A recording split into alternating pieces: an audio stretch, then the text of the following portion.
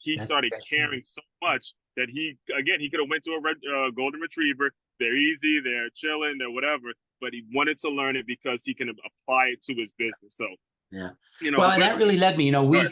we touched on three of the four leadership necessities. We touched on conviction, we rolled competence and character in together. That really, Aswan, that became the final identifier for me. I wrestled for a number of years with really being able to capture what I was observing good leaders like you doing. And then I realized, and it ties right into what we're talking about, this term covenant is kind of an old-fashioned term, although Guy Ritchie brought it back to the forefront with an excellent but pretty gruesome Guy Ritchie movie a year or so ago.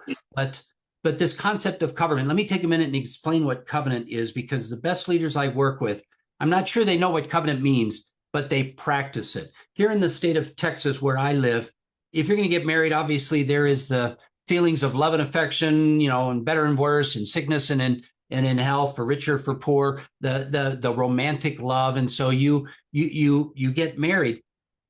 There's that personal side. The other thing, though, and I suspect this is true in most states, here in Texas, if you get married, there is a formal document that the officiant signs that's recorded with the Secretary of State. There is both a formal and a relational side of this covenant.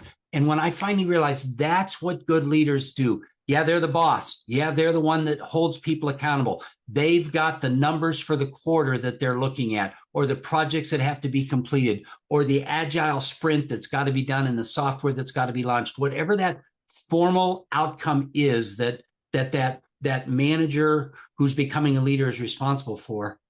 And then, Aswan, you could tell stories, and I could tell stories of people that we've coached and worked with and been privileged to be alongside where, you know what, yeah, but his employee needed another 3 weeks of PTO because the parent was struggling with bad cancer, and he had already used up all his PTO, but it was the right thing to do. And somehow that boss just made it happen. There was that personal side as well as the formal structured side.